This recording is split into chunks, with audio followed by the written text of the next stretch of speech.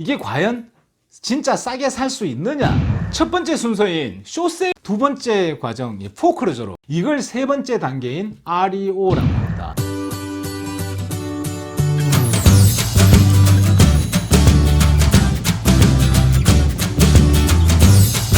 안녕하세요, 제이정입니다. 요즘 질문 중에 곧 포크루저가 많이 나오지 않겠느냐 하는 질문이 많으시더라고요. 이 부분 제가 대충 정리를 좀 해드리겠습니다. 오늘은 제 머릿속에 있는 거를 말 그대로 대충 설명을 드리겠습니다. 전체적인 개념을 제대로 알고 이게 어떻게 돌아가는지를 알고 계신다면 투자를 하실 때도, 혹은 본인이 집을 파실 때, 혹은 본인이 집을 포크루저로 처리를 해야 되는 그런 상황일 때도 도움이 될 거라고 생각합니다. 일단 타임라인을 먼저 만들어 드리면, 첫 번째가 숏세일, 두 번째가 포크루저, 세 번째가 REO, 이렇게 됩니다. 바이어 입장에서 숏세일에 살 수도 있고요, 포크루저, 그러니까 경매로 나오는 매물을 살 수도 있고요, 아니면 REO 매물을 살 수도 있습니다. 첫 번째 순서인 숏세일에 대해서 알려드리겠습니다. 집을 100만 불에 샀습니다. 다운페이를 20%, 그리고 20만 불을 다운페이를 했을 것이고요. 80만, 그러니까 80%인 80만을 융자를 해서 샀겠죠. 그런데 페이먼트를 못해서 팔아야 하는 상황이 생겼단 말입니다. 팔아야 하는 이유는 여러 가지가 있을 수 있겠죠. 어쨌든 이 집을 팔아야 되는 상황이 생겼는데, 이 집의 집값이 떨어져서 이 집의 가치는 70만 밖에 안 됩니다. 그러면 어떤 바이어가 70만에 사겠다고 합니다. 그런데 융자금이 80만이고 집값이 70만이고 70만에 사겠다고 하니까 이 집을 팔 수가 없지 않습니까? 그래서 은행한테 이렇게 얘기하는 겁니다. 야, 은행아, 내가 이 집을 지금 팔려고 하는데 이 집이 70만 밖에 안 돼. 그런데 이 집의 융자금이 지금 80만이잖아? 그러니까 이 집을 70만에 팔게끔 좀 허가를 해줘. 이렇게 해가지고 파는 게 숏세일이라고 생각을 하시면 됩니다. 아니, 그러니까 이게 숏세일입니다. 그런데 2013년에 은행에서 에퀴에로 시스템이라는 것을 도입을 했습니다. 그리고 그전에는 BPO 하던 것을 에퀴에로 시스템을 도입하면서 어프레이저를 나오게 만들었습니다. 이게 무슨 이야기냐면요, BPO라는 거는 뭐냐면요, 브로커 프라이스 오피니언이라고 해서 예를 들어서 제가 BPO 라이센스를 가지고 있고 저는 얼바인에 있어요. 숏세일 매물이 LA에 있으면 제가 LA에 가서 그 매물의 가치를 측정해 주는 겁니다. 이 집의 가격이 70만 정도밖에 안 된다는 것을 마치 감정사, 어프레이저처럼 써가지고 줬습니다. 왜 그러냐면 은행에서 이 집값이 얼마인지 정확하게 알 수가 없지 않습니까? 이게 100만 불짜리인데 70만 불이라고 뻥을 칠 수도 있는 것이고요. 은행은 그걸 알 수가 없잖아요. 그 집은 캘리포니아에 있는데 은행이 뉴욕 쪽에 있을 수도 있고요. 뭐 집이 캘리포니아에 있는데 은행이 캘리포니아에 있어도 마찬가지입니다. 은행에서는 정확하게 이 집 가격이 얼마가 되어 있는지를 알 수가 없지 않습니까? 그래서 BPO를 보냈던 거죠. 한편으로 보면 이런 일이 생길 수가 있는 거예요. 같은 에이전트끼리니까 말만 잘하면 80만짜리를 70만으로 해주고 이렇게 했던 거죠. 그래서 은행에서는 BPO 에이전트를 숏세일 하는 데서 40분에서 1시간 정도 떨어져 있는 데서 보냈고요. 예를 들면 저같이 얼바인에 있는 BPO 라이센스를 가지고 있는 에이전트를 LA 근처에 있는 캄튼 같은 데 보낸다든지 이런 식으로 했던 거죠. 2013년에 에퀴에로 시스템을 도입을 하기 전에는, 근데 이게 제가 2013년인지 2014년인지 기억을 잘 못하겠습니다. 하여튼 그 언저리였습니다. 여하튼 그전에는 시스템이 불안해서 실제로 100만짜리를 80만에 산 경우도 있고 70만짜리를 50만에 산 경우도 있고요, 40만짜리를 20만에 산 경우도 있고요. 이게 되게 심한 케이스죠. 예전에는 좀 개판이었습니다, 사실. 근데 2009년부터 2012년쯤까지는 폐해가 좀 많았죠. 덕분에 썸카인드 투자자들이, 어떤 투자자들은 덕을 좀 본 사람들도 상당히 많고요. 그러니까 일반 투자자뿐만 아니라 바이어들도 덕을 본 케이스들이 상당히 많았습니다. 2013년쯤에 아까 말씀드린 에퀴에로라는 시스템이 도입을 했습니다. 뱅크 오브 아메리카 제일 먼저 했던 걸로 기억을 하고요. 그 다음에 뭐 체이스, 웰스파고 이런 은행들이 그 등달아 같이 따라 해가지고 그 시스템을 도입을 했습니다. 그래서 BPO를, 그 시스템을 도입을 하면서 BPO를 없애고요, 그리고 어프레이저를 도입을 합니다. 근데 BPO는 그때 당시에 제 기억으로 한 100불 정도 이렇게 받았던 걸로 기억을 하고요, 어프레이저는 한 500불 정도 되었겠죠. 은행에서 제 생각에 그 돈을 아끼려고 BPO를 했다고 생각을 하지는 않는데, 어쨌든 제가 생각하기에 그때 당시에 BPO를 했던 거는 좀 잘못됐던 것 같다는 생각은 있습니다. BPO는 부동산 에이전트들 사이에 관계가 있기 때문에 나중에 만나서 딜을 하게 될지도 모르니까 서로 좀 잘해주고 했던 게 조금이라도 있었습니다, 사실. 근데 어프레이저, 그러니까 감정사는 은행에서 고용한 사람들이기 때문에 은행 편에서 일을 하는 것이었고요. 은행 편에서 일을 한다 안 한다를 떠나가지고 자기네들의 라이센스를 걸고 하는 것이기 때문에 가격을 어느 정도 적당하게 만들어줄 수밖에 없는 그런 상황이 되어버렸던 거죠. 그래서 예전에 비해서는 그러니까 지금도 숏세일을 하고 있기는 있습니다. 숏세일 매물들이 있습니다, 마켓에. 저도 지금 하고 있는 게 있습니다. 예전에는 예를 들어 150만짜리를 150만이라면 좀 복잡하다. 80만짜리를 70만에 써주고 그랬었거든요. 근데 요즘엔 집의 가치가 80만이면 거의 80만 그대로 잘 나와도 한 78만, 77만 이 정도로밖에 안 써줘요. 이런 경우가 있었습니다. 숏셀 하는 은행에서는 집의 가치를 80만으로 잡아놓고요. 그렇게 감정사가 80만으로 감정을 했고요. 바이어 쪽, 그러니까 돈을 빌려주는 은행에서는 집의 감정을 70만으로 감정을 했습니다. 이게 진짜 골치 아픕니다, 이렇게 되면. 파는 쪽에서는 감정가가 80만이 나왔기 때문에 80만 이하는 못 판다, 이렇게 되고요. 이쪽에 사는 쪽에는 감정가가 70만 밖에 안 나왔으니까 내가 돈을 어떻게 빌려줘? 나 돈 못 빌려줘, 여기에다가. 이렇게 얘기를 한다고요. 이게 이번 같은 은행에서, 예를 들어서 똑같이 뱅크 오브 아메리카인데서도 이런 상황이 벌어지고 이런 상황이 생기고 했었어요. 여하튼 이 숏세일이라는 것은 융자금 밑으로 집 가격이 하락한 집을 은행이 허가를 해서 바이어가 이 집을 살 수 있고 셀러는 또 이 집을 팔 수가 있는 건데, 예전에 비해서 은행이 시스템을 도입을 하고 보완을 해서 턱없이 싸게 사게 만들어 놓지를 않았습니다. 이렇게 설명을 하자면 정말 이렇게 엄청나게 복잡한 게 되게 많은데, 간단하게 쉽게 얘기를 하자 그러면 은행도 약아진 겁니다. 여러 가지 경험에 의해서. 여기에서 기본적으로 여러분들이 알고 계셔야 되는 부분은, 일단 숏세일이 그렇게 싸게 어프로브가 나지는 않는다는 겁니다, 요즘은. 여러분들이 보셨을 때 각종 웹사이트에서 숏세일이 이렇게 나와 있는 것이 있어요. 이렇게 100만 불짜리인데 85만에 나와 있다든지 이런 거 있지 않습니까? 이런 것은 잘 보셔야 되는 게, 이게 approved short sale인지를 잘 보셔야 됩니다. 그러니까 허가난 short sale인지를 잘 보셔야 됩니다. 그러니까 이런 겁니다. short sale 매물이 하나가 있습니다. 예를 들어 제가 리스팅 에이전트입니다. 그러면 어차피 셀러 입장에서는 남는 것이 하나도 없으니까 리스팅 에이전트 입장에서는 최대한 싸게 은행에서 어프로브를 받으려고 합니다. 그래야지 팔기도 쉽고, 그리고 셀러도 이 집을 빨리 나가기가 쉽고 이렇게 되는 거니까, 어프로브를 싸게 받아놓으면 여러 가지로 다들 유리하고 다들 괜찮게 되는 거거든요. 근데 중간에 복잡한 과정 다 빼고 간단하게 설명드리면요, 이런 거예요. 리스트를 올려놓고, 싸게 리스트를 올려놓고 오퍼를 받아가지고 다른 숏세일 서류들하고 이걸 숏세일 패키지라고 하는데, 이걸 은행에 보내가지고 나는 이 가격에 이 집을 팔아야 되겠다, 이렇게 가격을 줍니다. 그래서 처음에 어차피 높은 오퍼를 보낼 이유가 하나도 없는 겁니다. 그래서 100만짜리 집을 예를 들어서 85만에 마켓에 내놓는 겁니다. 가격이 낮으니까 오퍼들이 당연히 여기저기서 막 들어옵니다.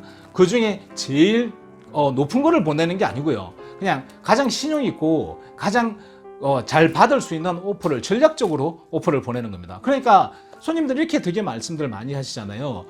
숏세일 가격 85만인데 오케이, 내가 이게 마켓 가격이 100만인데 90만에 쓰면 내 거 되나? 이렇게 오잖아요. 아무런 의미가 없는 겁니다. 그게 우선은 은행의 가격을 받는 게 제일 중요한 거거든요. 그리고 여러 가지 이렇게 은행과 함께 작업을 해가지고 새로운 가격을 받는 겁니다. 예를 들면 95만이라는 가격으로 은행에서 어프로브를 받았단 말입니다. 그러면 100만짜리를 95만에 팔 수 있는 겁니다. 그러니까 그 앞에 처음에 내놓을 때는 85만으로 내놨지 않습니까? 그 숫자는 아무런 의미가 없는 거고요. 은행에서 어프로브 받은 허가해준 이 95만짜리가 이제 진짜 가격인 겁니다. 이게 이제 집값이 되는 거죠. 그래서 처음에 숏세일을 이렇게 사고자 하시면서 보실 때는 이 숏세일이 어프로브드 숏세일인지를 잘 알아봐야 합니다. 허가가 난 가격인지 그걸 봐야 된다는 얘기죠. 예를 들어 나온 가격이 85만인데 은행에서 이 집을 85만에 허가가 된 집이라 그러면 그건 그 가격이라면 이게 진짜 가격입니다. 허가가 된 가격이라면. 근데 그게 아니고 그냥 나온 거 있지 않습니까? 특히 숏세일을 시작했는데 뭐 3일, 5일, 10일 이렇게밖에 안 됐는데 택도 없이 말도 안 되는 가격으로 나와 있는 거 있지 않습니까? 그런 거 같은 경우에는 아직까지 가격이 설정된 것이 아닙니다. 99%, 99.99%의 가격이 설정된 것이 아닙니다. 이번 셀러 에이전트조차도 그 가격을 그 시점에서는 알 수가 없고요. 셀러 당연히 아무것도 알 수가 없고요. 그리고 이번 은행에서조차도 그 시점에서는 그 상황에 대해서는 그 시점에 그 상황에는 가격이 얼마의 허가가 날지 알지를 못합니다. 모르는 거죠. 그래서 최소한 숏세일을 진행하고 있는 은행에서 감정사가 한번 왔다 가야지 대충 가격이 얼마 정도의 이제 셋업이 될 거라는 걸 알게 됩니다. 그러니까 혹시 숏세일 매물에 사시는 것에 관심이 있으신 분은 나와 있는 숫자만 믿지 마시고요. 이게 어프로브된 숏세일 가격인지 먼저 물어보시고요. 어프로브된 숏세일이면 그 가격에 살까 안 살까 예스 노를 결정을 하시면 되는 거고요.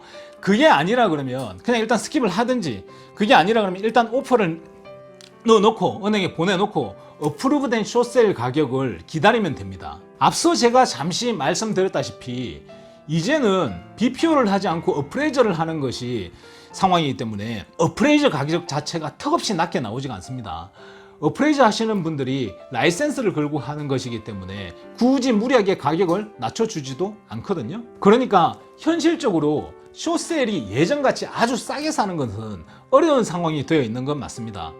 물론 아닌 경우도 있기는 해요. 가능성이 좀 있는 은행들이 몇 군데가 있는데 경험이 없는 은행들이 있습니다. 생긴 지 얼마 안 된다든지 아니면 인베스터들이 모여가지고 사채식으로 만든 은행이라든지 이렇게 경험이 좀 없고 시스템이 제대로 갖춰져 있지 않은 은행들이 있는데 이런 은행에서는 그게 좀 가능하죠. 근데 사실 좀 희박하죠. 요즘은 거의 대부분의 은행들이 메이저 은행들을 따라가는 성향이 있거든요.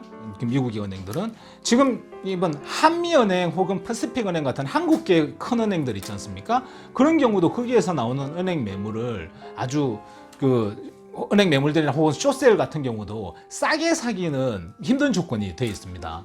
어쨌든 숏세일을 사고자 하시는 분들은 아까 제가 말씀드렸다시피 나와 있는 가격을 믿지 마시고요. 어프로브 난 숏세일인지를 먼저 확인을 하셔야 됩니다.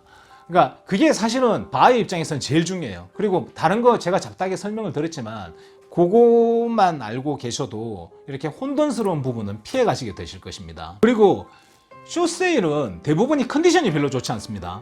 어차피 집주인 입장에서는 이 집을 팔면서 돈을 한 푼도 못 건져가기 때문에 굳이 집 관리를 할 필요가 없습니다. 그리고 숏세일이 성사를 되기 위해서 집주인이 돈을 안 내는 경우는 아무리 짧아도 한 7개월 정도 되고요. 길게는 5년에서 7년 정도를 집주인이 페이먼트를 내지 않고 있는 경우가 많습니다. 그래서 집 관리에 돈을 쓸 이유도 없고 사실 셀러 입장에서는요. 그리고 그 집이 당연히 그러니까 그 집의 컨디션이 좋은 경우는 잘 없습니다. 대부분이 그냥 컨디션은 좀 안 좋다고 생각을 하셔야 됩니다. 그리고 살 때는 또 에지이즈 있는 그대로 사는 게 경우가 거의 다라고 생각을 하시면 되거든요. 디폴트에 대한 시간상의 노티스를 좀 알려드리겠습니다. 요걸 아시면 투자를 하실 때 혹은 본인 집을 숏세일 하실 때도 도움이 좀 많이 될 것입니다. 아주 유용하게 쓰이실 것입니다. 처음에 페이먼트를 내지를 않고 3개월이 지나면 예를 들어서 오늘 1월 1일인데 1월, 2월, 3월을 돈을 내지 않았다면 3개월이 지나면 NOD를 은행에서 보낼 수가 있습니다. 법적으로 은행에서 이 Notice of Default, NOD라는 그 서류를 보낼 수가 있는 겁니다. 이 노티스죠. 그러니까 돈을 안 냈으니까 돈 내라 이거죠. 그러니까 실상은 3개월 안 내면 이 NOD를 보내는데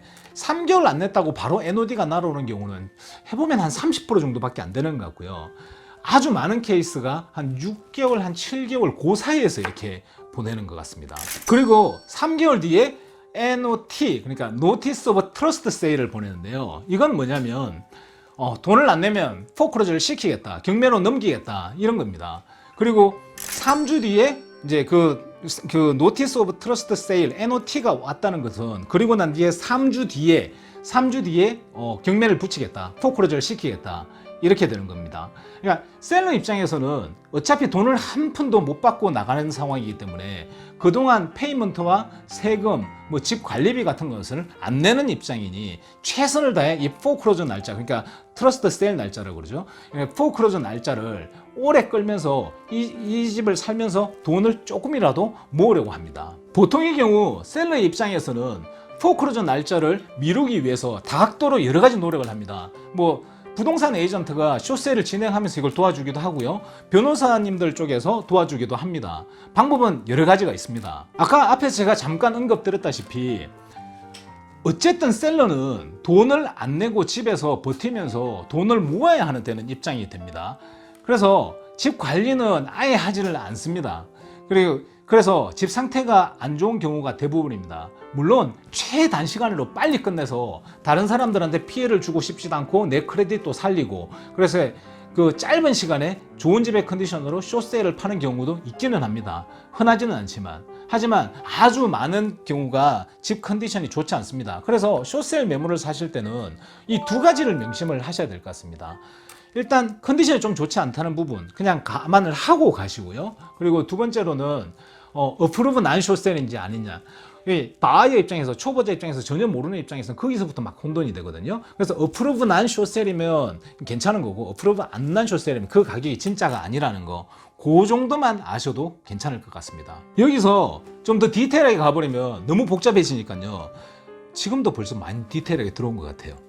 어쨌든 뭐 이쯤에서 쇼세일을 마무리하고 두 번째 과정, 포크로저로 가볼게요. 포크로저는 트러스트 세일을 말하는 것입니다. 이게 일반적으로 사람들이 알고 있는 옥션, 그러니까 경매입니다.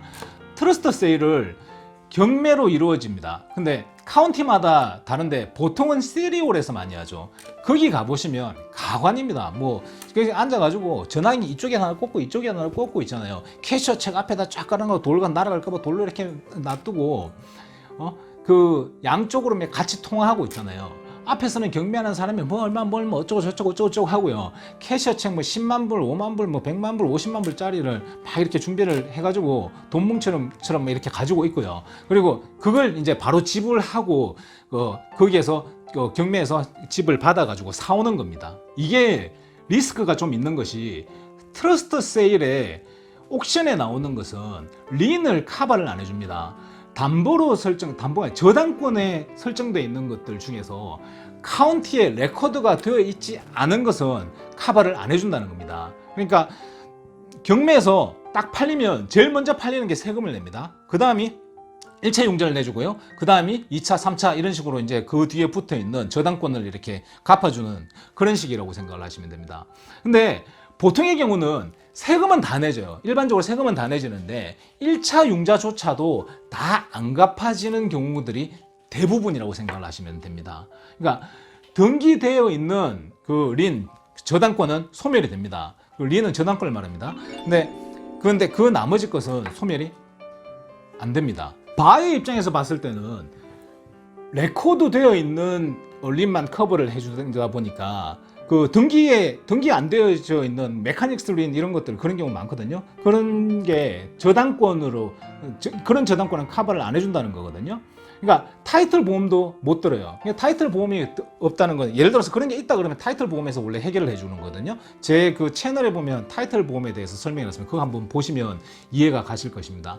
그러니까 집이 포크로저까지 내몰렸다는 것은 집주인의 경제 사정이 상당히 어렵다는 이야기인데, 그러면 정황상 등기가 되지 않은 저당권이 설정돼 있을 확률이 좀 있다고 봐야 되겠죠.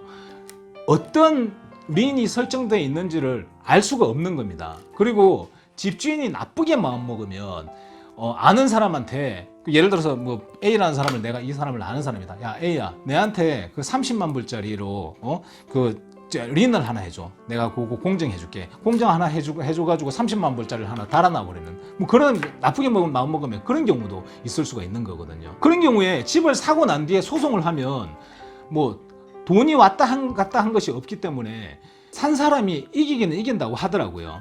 어느 쪽이 이길지는 저는 잘 모릅니다. 저도 거기까지 가본 경험은 없습니다. 여하튼 등기가 되어 있는 것은 다 해결되지만 등기가 안 되어 있는 것은 해결이 안 되는 겁니다.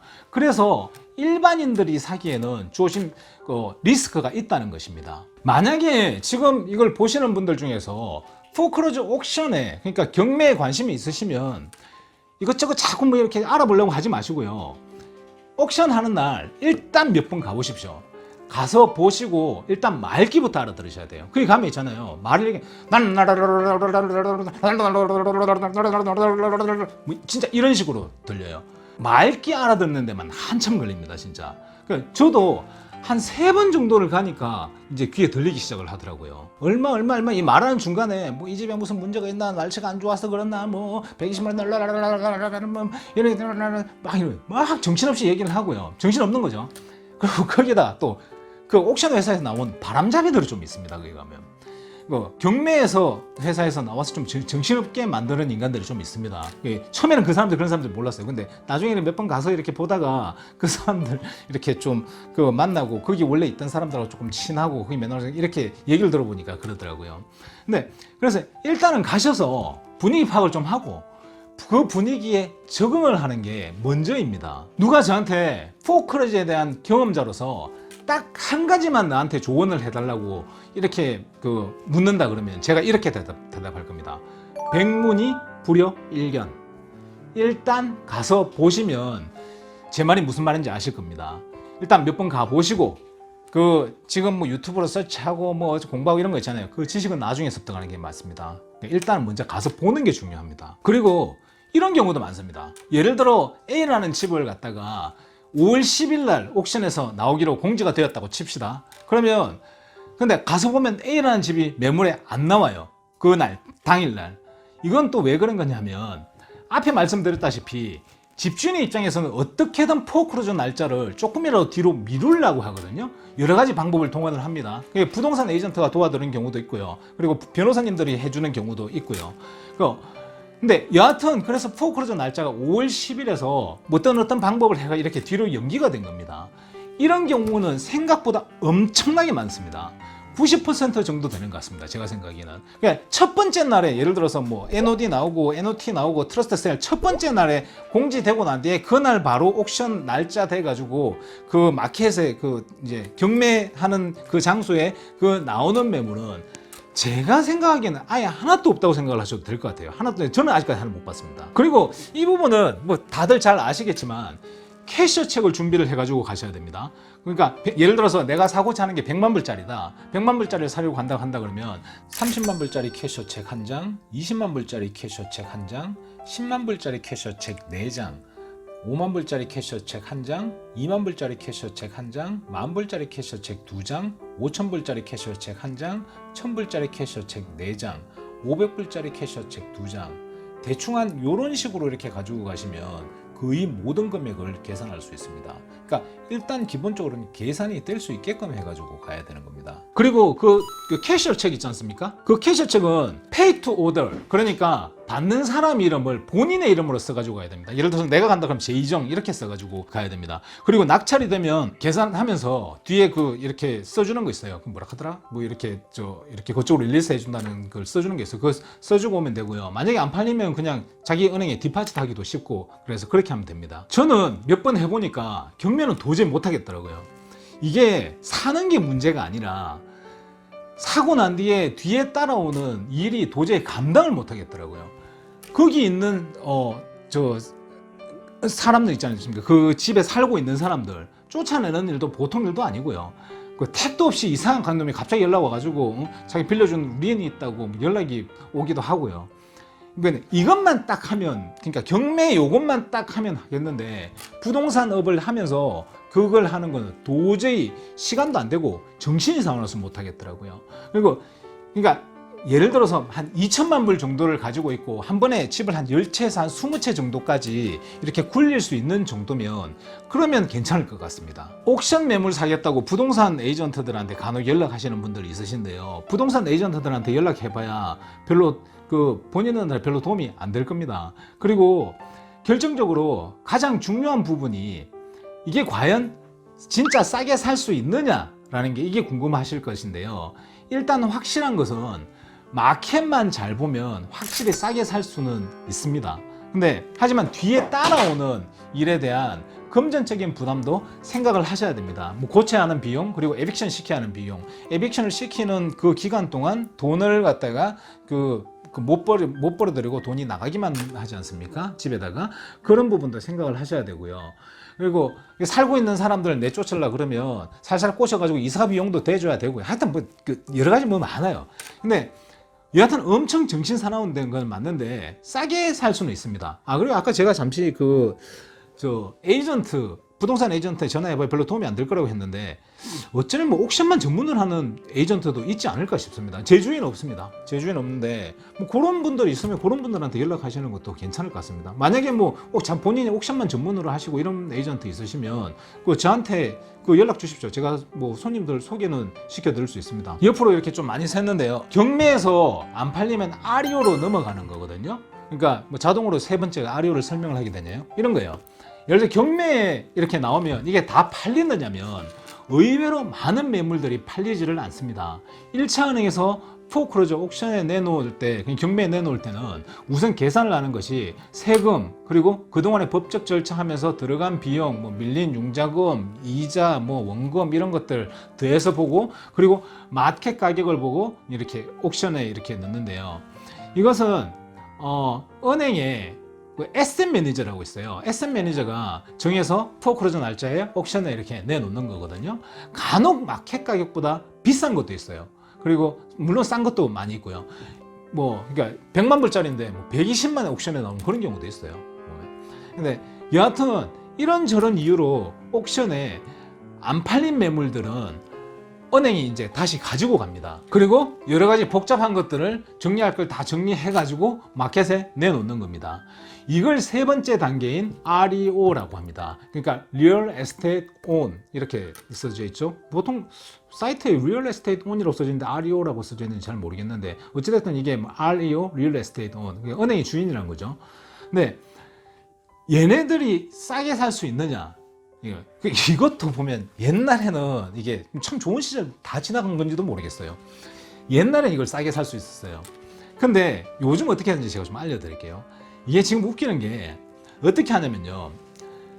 은행도 인버스터들이, 그러니까 바이어들이 이걸 은행 매물, REO 매물을 싸게 사고 했던 것을 모르지는 않을 거 아닙니까? 자기 동네에서도 그 지역에서도 그런 게 있었을 거고, 그리고 어떤 사람들은 뭐 100만 불짜리를 50만에 샀느니, 어떤 사람들은 80만에 샀느니, 뭐 이런 소리 있었을 건데, 그러니까 은행에서도 REO를 이렇게 내놓으면요, 이런 식으로 해요. 좀 야가진 거죠, 이것도. 가격을 마켓 가격보다 약간 높게 두고 거기서 조금씩 내립니다. 마켓 가격이 예를 들어서 100만 정도 된단 말입니다. 이거를 요즘은 80만이나 90만에 내놓고 이렇게 하지는 않고요. 100만짜리를 103만 정도에 내놓습니다. 그리고 2주일이 지나면 가격을 3만 불 정도 낮추고, 또 한 달 지나면 한 10,000불 낮추고, 또 한 달 지나면 좀 낮추고, 이런 식으로 조금씩 이렇게 낮추다가 바이어가 나오면 파는 식이에요. 이런 식으로 하는 거예요. 물론 이건 큰 회사들 기준입니다. 처음부터 싸게 내놓고 파는 경우도 있기는 해요. 없지는 않아요. 집 상태가 도저히 감당 못할 상태에 있다든지 이런 집들 그런 경향을 몇 번 봤고요. 그리고 REO 매물이라도 마찬가지로 탁 싸게 해가지고 이렇게 내놓은 게 있어요. 근데 이제 제가 지금 말씀드리는 건 지금의 전반적인 추세, 옛날 거 말고요. 지금의 전반적인 추세를 말씀드리는 거거든요. 그러니까 여하튼 그러다 보니까 이게 생각처럼 싸게 팔리지를 않습니다. 이게 말 나온 김에 제가 한번 볼게요. 자, 이거 보면 팔린 것만 해가지고 제가 좀 볼게요. 일단 앞에 4개, 가격 싼 거 4개 해가지고 한번 볼게요. 자, 이게 56만 4천에 클로징이 됐지 않습니까? 리얼 에스테이트 온 REO 매물이죠. 은행 매물이라는 얘기예요. 이게 은행 매물인데, 여기에서 히스토리를 보면요, 2019년 2019년부터 해가지고 이 가격에 59만 5천에 내놨다가 쭉쭉쭉쭉쭉쭉 내려가지고 56만 4천에 팔렸죠. 이게 은행 매물입니다. REO, Real Estate On. 그 다음에 이것도 마찬가지로 Real Estate On 이렇게 써져 있죠. 이 집이 71만에 팔렸습니다. 이 집 스토리 한번 보자고요. 처음에 나와 있을 때 2019년 10월 달에 81만 4천에 나왔어요. 그리고 가격을 쭉쭉쭉쭉쭉 내려가지고 71만에 팔린 거죠. 이렇게 나온 거죠. 그 다음 거는 824만에 나왔다가 쭉쭉쭉쭉 내려가가지고 513만에 팔렸죠. 그 다음 거는 167만 5천에 나와서 쭉쭉쭉 내려가가지고 144만 3,750에 팔렸죠. 그러니까 이런 식입니다. 여하튼 이게 이렇다 보니까 옛날처럼 잘 이렇게 싸게 내놓으시니까 금방 팔리지도 않고, 아까 보시다시피 날짜도 되게 길잖아요. 팔린 날짜가 뭐 150일, 200일, 뭐 60일 이렇게. 옛날에는 뭐 하루 만에 팔리고 하루 만에 그냥 바로바로 다 팔리고 그랬거든요. 그러니까 바이어 입장에서 싸게 살 수 있는 컨디션이 점점 안 되고 있는 거는 맞아요. 그러니까 2009년부터 2012년 요때는 은행도 좀 사실 좀 무지했었고요. 그리고 그 덕에 많은 바이어들이 덕도 좀 봤었고요. 그리고 사실 쇼세일, 아리오 이게 너무 싸게 중간중간에 이렇게 팔리는 것들이 한 번씩 있으니까 집값이 좀 빨리 떨어진 성향도 분명히 있다고 봅니다. 하여간에 옛날에는 이걸 빨리빨리 넘기는 것을 상책이고, 그리고 생각을 하고 빨리빨리 넘기고 그 다음 넥스트, 그 다음 이런 식으로 일을 했었는데, 은행에서요. 지금은 은행에서도 시스템화되어 있고 어느 정도 뭘 좀 알고 그러다 보니까 싸게 팔리기를 원하지를 않는 겁니다. 그래서 바이어 입장에서 봤을 때는 옛날보다는 싸게 사기가 좀 힘들어져 있는 거는 맞습니다. 그게 쇼세일도 마찬가지고요, 아리오도 마찬가지입니다. 제가 금융위기 때처럼 이렇게 폭락을 하기 좀 힘들다고 하는 여러 가지 이유 중에 이것도 한 20% 정도는 됩니다. 이게 은행 매물이 시스템상이든 뭐가 됐든지 간에 싸게 빨리빨리 넘기려고 하지 않기 때문에 마켓이 급격하게 하기는 좀 힘들 것 같습니다. 쇼세일과 아리오가 마켓 하락을 주도하는 것은 명확하게 맞습니다. 근데 그 옥션, 경매는 하락을 주도하지는 않습니다. 요즘도 쇼세일하고 아리오가 많지가 않아서 그렇지 있기는 있거든요. 저도 하고 있는 게 있습니다. 근데 요즘 하면서 보면 은행에서 굉장히 강하게 나옵니다. 옛날 같았으면 마켓 가격이 100만인데 여러 가지 이런 이유 저런 이유를 에이전트 막 갖다 대고 붙이고 설득하고 이렇게 하거든요. 하는데 이 설명들려면 다 복잡하고요. 하여튼 이렇게 해가지고 여하튼 정황상 아무리 못해도 90만 정도는 쉽게 해줄만 한데요. 실제로 바이어가 없어도 요즘 은행에서 98만에도 안 해주려고 합니다. 그래서 요즘 쇼세일이나 아리오 많이 하는 에이전트들은 아주 힘듭니다. 그리고 만약에 예전처럼 마켓이 되게 안 좋아져 가지고 쇼세일, 포크로저 마켓이 이렇게 아리오 이런 마켓이 온다면 저를 비롯해서 부동산 에이전트 분들은 정말 단련을 많이 해야 됩니다. 그러니까 아시는 분들은 아시겠지만 저도 쇼세일과 아리오 은행 매물을 아주 많이 한 에이전트 중에 한 명이거든요. 그러니까 2010년, 2011년, 2012년 요 시즌 그때하고는 지금 완전 상황이 달라져 있습니다. 앞으로 만에 하나라도 그런 마켓이 온다면 부동산 에이전트 분들은 긴장하셔야 될 것입니다. 이상입니다. 도움이 되셨는지 잘 모르겠습니다. 별 준비 없이 갑자기 카메라를 켜서 영상을 찍은 거거든요, 오늘은. 그래서 정말 그냥 제 머릿속에 있는 거 대충 아웃라인을 이렇게 알려드린 겁니다. 좀 부족하더라도 양해를 부탁드리겠습니다. 혹시 보시고 제가 이번에 모자란 부분이 너무 많으면 뭐 댓글이나 이메일로 알려주시면 제가 준비를 좀 잘 해가지고 다시 올리도록 하겠습니다. 너무 적극적으로 대충 해서 도움이 되실지 잘 모르겠습니다. 이게 조금이라도 도움이 되셨으면 좋겠습니다. 감사합니다.